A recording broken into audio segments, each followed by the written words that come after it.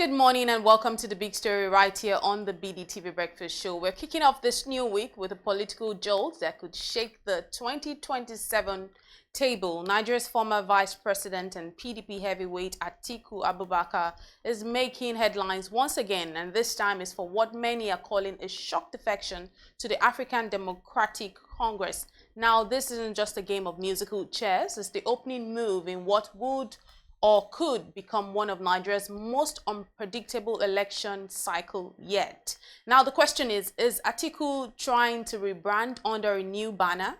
Is this a play for third force relevance, or are we witnessing the early cracks of deeper realignment in Nigeria's political landscape?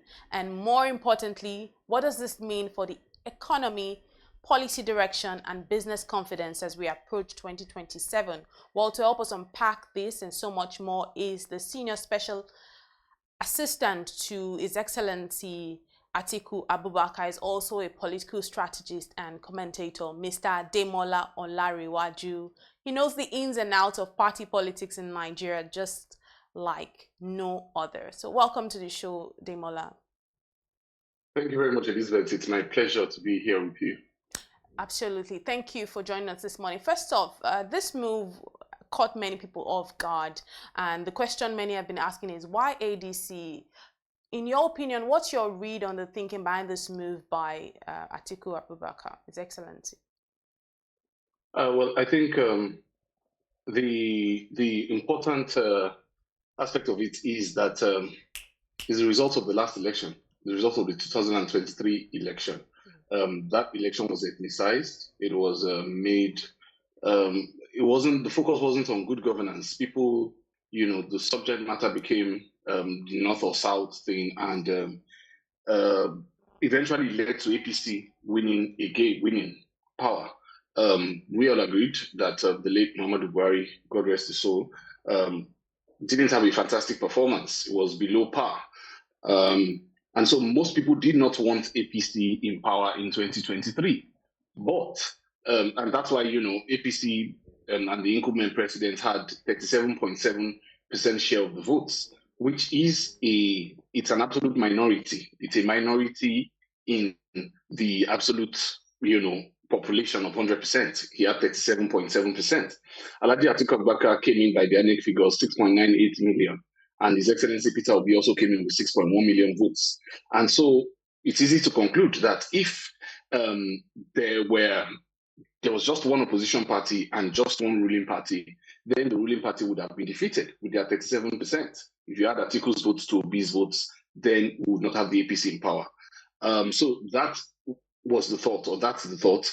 And we are about to see that now.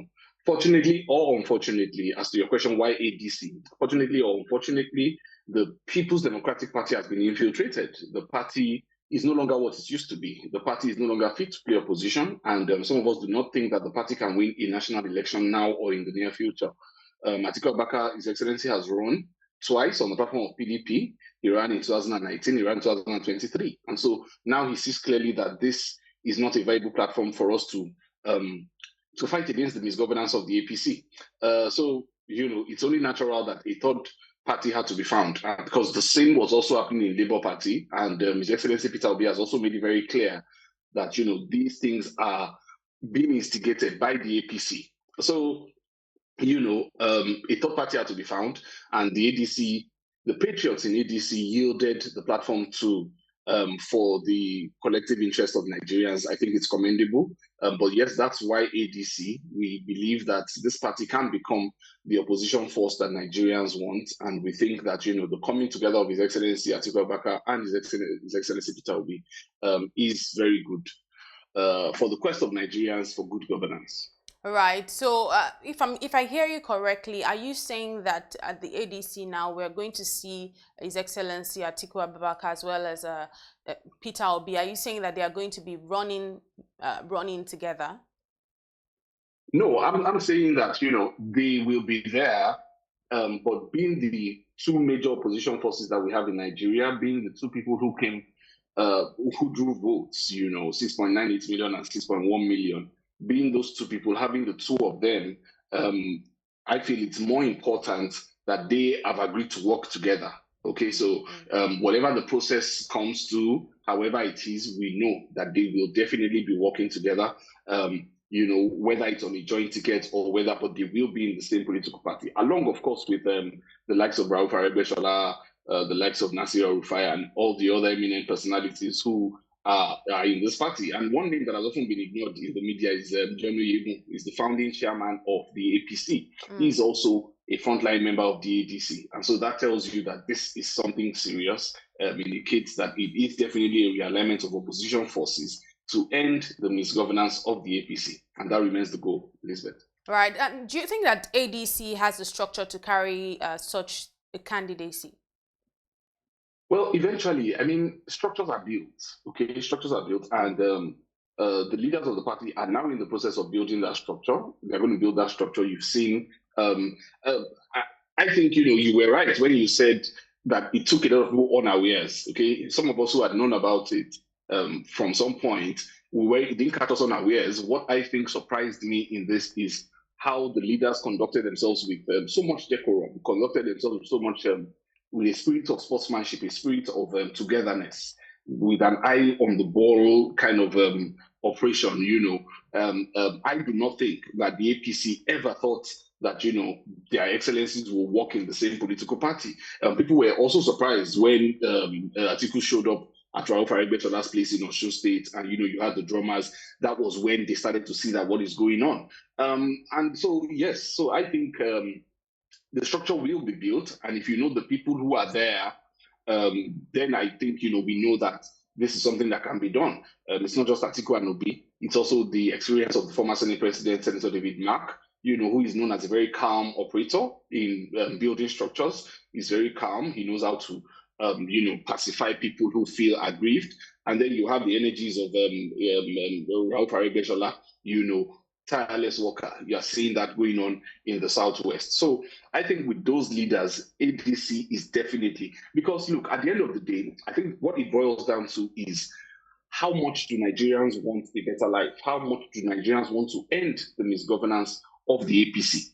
I think Nigerians have always wanted that. But the reason why there was a lot of skepticism in the system before now is because, people felt there was no alternative. The PDP wasn't living up. The APC, the LP, Labour Party wasn't also living up to the opposition billing. So people had no hope. But now that, there is clarity, now that there's some clarity, I'm seeing excitement from people. I'm seeing people keying into the project. And I think that, yes, ADC will definitely live up to expectation because the structures will be put up. There's still a lot of time. Unfortunately, I mean, 2 years into the tinubu government, 2 years into the next election, we are talking politics already. And that's because the APC government has nothing else to offer Nigerians other than politics, okay? But opposition has time. Opposition has nothing else to sell to Nigerians except this, except politics, constantly arranging and criticism. That's what the opposition has. But you are the ruling party, you are the sitting government, you should be able to do policies that make people want to come to your side. If I'm buying eggs cheaper than I used to buy it under Muhammadu Buhari, if I'm buying petrol cheaper than I used to buy it under Muhammadu Buhari, I would be a Tinubu supporter today. Nobody will be talking about the ADC. So the best advertisement for a ruling party is to actually perform well, okay? But because they've not performed well, that's why the focus is on politics. Nigerians can't wait to get them out. And I commend the leaders themselves who have been able to bring themselves together to provide this avenue for Nigerians to kick out the misgovernance of the APC. Right. And one thing you've spoken about before, you've spoken about political brandings and ideology. Do you think this move blurs the lines even more in Nigeria's party identity crisis? That's a very that's a very well researched question, isn't it? And okay, so I believe very strongly in ideology, and I hold on to it. I joined the PDP as a matter of ideology, but the party lost its ideology, okay, in the last election due to the ethnicity issues that came up in the party. Right now, the good thing is that a lot of people who are part of this coalition are people who all identify with the same kind of ideology, okay? Fortunately or unfortunately, we are not going to be able to thoroughly explore the ideologies of the ADC before we put out the party for Nigerians to vote for. What will happen is that manifestos will be brought on board. And the good thing again is that the manifestos of Atiku and Obi are quite similar. Remember, they ran together in 2019. Their ideology was the same. That, let's okay, so you hear the tinubu government, whenever they want to talk, they say, oh, we removed fuel subsidy. Obi said he was going to remove it. Atiku said he was going to remove it. That's what they always say, that, oh, so it's kind of like they're copying from their playbook. So their ideology has always been similar. And I think, in ADC, it will be fully entrenched. But of course, it's going to be also, it's a coalition. So it's going to have a diverse range of ideologies. You have a strong faction, a strong bloc from the APC, which is the CPC bloc, the Buhari bloc. They are also going to come in. Their ideology is not exactly the same as that of Atiku or Obi, but I believe that, everyone can be brought together, because at the end of the day, what everyone wants is simply a Nigeria that works. What everyone wants is a Nigeria where goods and services are okay, where there's the rule of law, where the value of life, the insecurity is no longer there. I think that's the most important ideology, which is, getting this government out for the sake of good governance. So yes, in answer to your brilliant question, I think that, it's a coalition. It's expected that, there will be diverse ideologies, but at the same time, the two front men, the two key men in the coalition are on the same page as far as ideology. So I think we are still good to go by my own ideological standards. We're still good to go by your ideological standards, but what does this actually say about the evolving structure of political competition in Nigeria? Because we talked about, obedience are still in the conversation, but we still have a sitting president seeking re-election, and we still have Atiku now on a new ticket. So what does this actually say about the evolving structure of political competition in Nigeria? So I think politics is not static. I think politics, at the end of the day, reflects humanity. Politics reflects the impact on human lives. Ideology doesn't exist in a vacuum. Ideology must have an impact. It must have an end goal. So when people say socialism as an ideology, for example, the end goal is that everyone is well catered for. When people say capitalism, the end goal of capitalism is that, the aspiration of the human spirit, or the aspiration of every human, you can meet that aspiration to the best of your ability. So it's always about the people. As Chief Obafemi Awolowo said, man is so dynamic in development. That is, everything must always boil down to how do we improve the lives of our people. So for the political evolution of Nigeria, I think this is a very crucial turn. I think it's a realistic turn. I think, the two arrowheads, and I keep coming back to that, because I think, being the people who were on the ballot against Tinubu the last time, it shows their individual strength. The problem we had was that those strengths could not be brought together. Now, people have to understand the politics of give and take, the politics of free and fair elections, free and fair primaries within a political setup.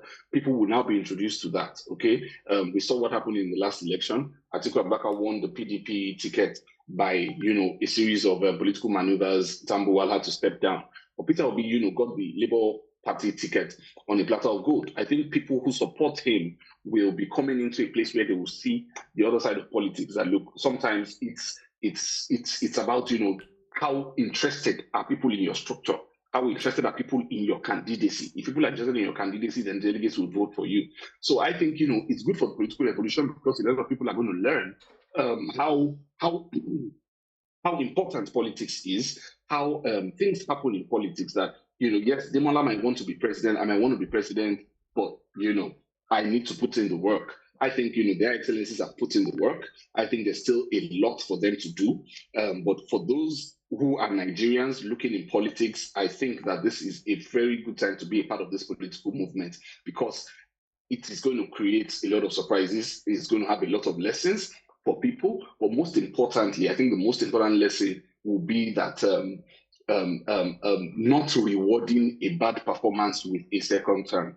I think that's going to be the biggest lesson to the political establishment. They are going to see that, you cannot fail in office, and then because you know how to play politics, you simply assume that you can continue to take Nigerians for a ride. So I think it's a positive development for our political evolution. All right, so let's touch on the business side for a bit, because obviously this is Business Day.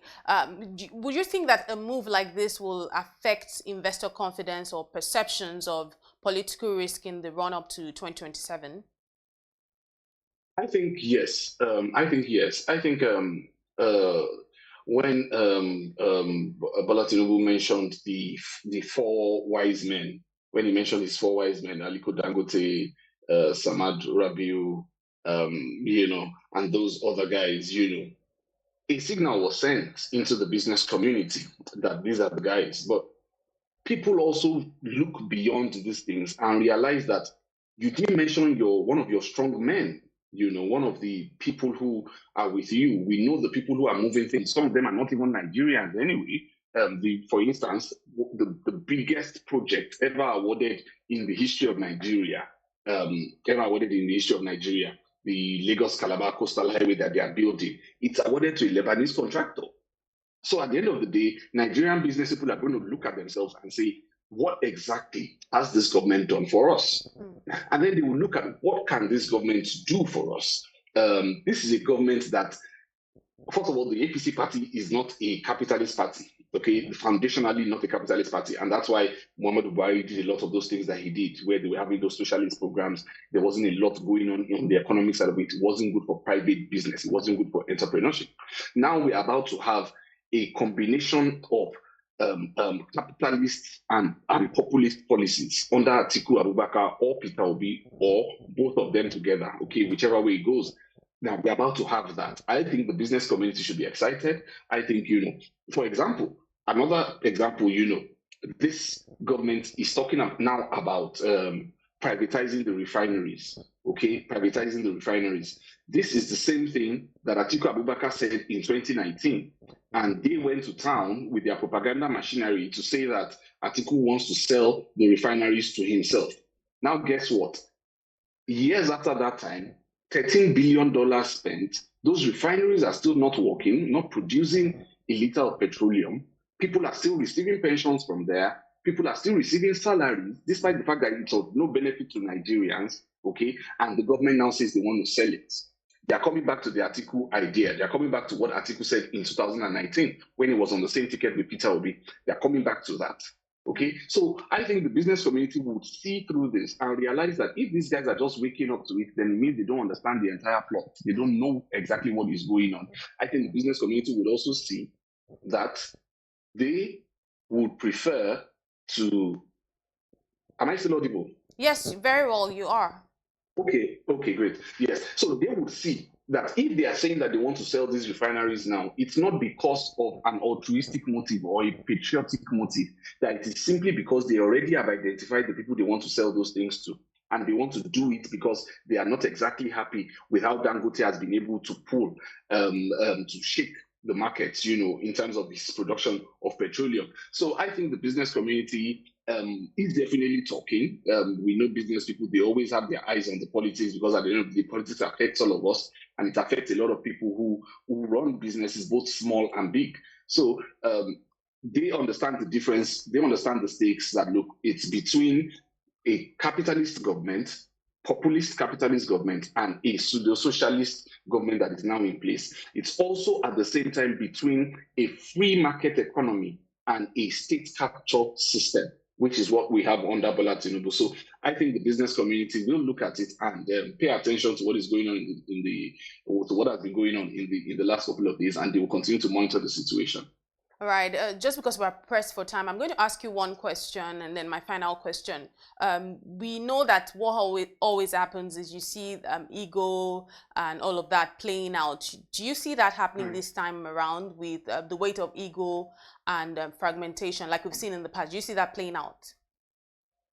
Sorry, I lost you there a bit. Do you see ego playing out in this entire thing with this third force coalition? Do you see ego playing out like we've seen in the past? Well, to be fair, I mean, ego, it's I don't see it playing out in the long term, but I think feelings have to be acknowledged. Okay, I think a lot of people have to wake up to the reality that Nigeria may not exactly be about my own little corner. Nigeria is bigger than my own little corner. So if I and my circle of friends believe that Atiku is the best thing since sliced bread, there is a Peter Obi who also has his own base, okay? And we have to respect that. The same thing also from the other side. So, but I think, coming this far by them, they are coming this far shows that the egos have been put at the door. But the followers, there's still a lot of work that needs to be done with the followers. So it's still a very long way, but I think so far, so good. All right. So finally, just looking forward, if elections were to be held today with His Excellency Atiku Abubakar under the ADC, what does the path to victory actually look like? I mean, what does it need to do differently, or what will he do differently? I think I do not say this. So I will say this as a political analyst, not as an Atiku commitment. Right? Exactly. So I think the most important thing will be to have those two bases coming together. It absolutely has to be a joint ticket.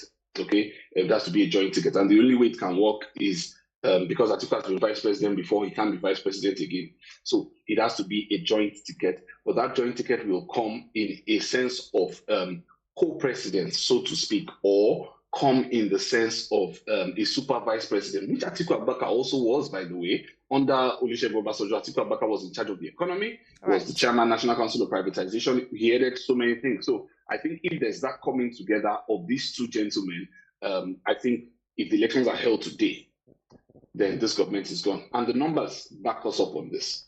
All right, thank you very much, political analyst and the senior political assistant to His Excellency Atiku Abubakar. Thank you for joining us on The Big Story this morning. Thank you so much. It's my pleasure. All right, that does it this morning on The Big Story. My name is Elizabeth Musa. Stay tuned for social listening up next.